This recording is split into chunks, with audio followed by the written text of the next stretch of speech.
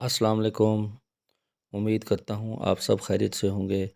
आज का हमारा जो टॉपिक है वो है हम अंधेरे में चीज़ों को कैसे देख सकते हैं।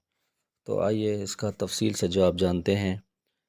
हमारी आँख के पिछले हिस्से में रेटिना में रोशनी के हसास खलियात हमें देखने की इजाज़त देते हैं।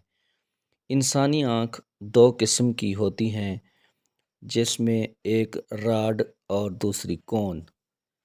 ये इंतहाई मौसर हैं, रोशनी की एक छोटी सी मिकदार इन्हें मुतहर्रिक कर सकती है। वो हमारे नाइट विजन के ज़िम्मेदार होते हैं। फ़ोटो रिसेप्टर एक बहुत ही अहम चीज़ है। फ़ोटो रिसेप्टर आँख में रोशनी के लिए हसास सेल की दो अहम अक़साम हैं, जिनको पहले भी हम बता चुके हैं, राड सेल और कोन। इनमें राड नाकिस रोशनी में बसारत को फ़ाल करती है, जबकि कोन रंगीन बसारत के ज़िम्मेदार हैं। फ़ोटो रिसेप्टर रोशनी को बरक़ी सिग्नल में तब्दील करते हैं, जो रोशनी के रेटिना न्यूरॉन के ज़रिए ऑप्टिक आसाब तक पहुँचने के लिए सफ़र करते हैं। फ़ोटो रिसेप्टर्स रेटिना के खलियात हैं जो रोशनी का जवाब देते हैं। इनकी इम्तियाज़ी ख़ुसूसियत बड़ी मिक़दार में मज़बूती से भरी झिल्ली की मौजूदगी है, जिसमें फ़ोटो पिगमेंट रोडबिन्सन या इससे मुतल्लिक़ा मॉलिक्यूल होता है। नज़र का विजन बहुत ही अनोखा है। इंसानी बसरी निज़ाम रोशनी की शिद्दत की एक वसी रेंज पर काबिल इस्तेमाल सिग्नल फ़राहम करने का इंतज़ाम करता है।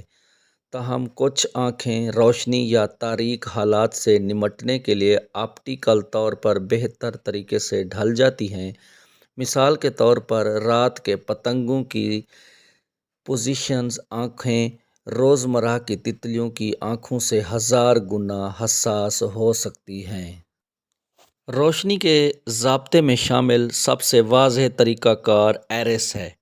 इंसानों में आइरिस अंधेरे में ज़्यादा से ज़्यादा 8 मिलीमीटर 0.31 इंच के कुत्तर तक खुलती है और कम से कम 2 मिलीमीटर जो कि 0.08 इंच तक बंद होती है।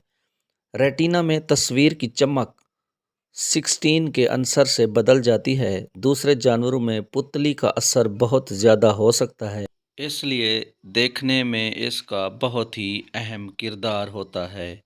उम्मीद है आपको ये वीडियो बहुत पसंद आई होगी। मिलते हैं अगली वीडियो में। शुक्रिया। अल्लाह हाफ़िज़।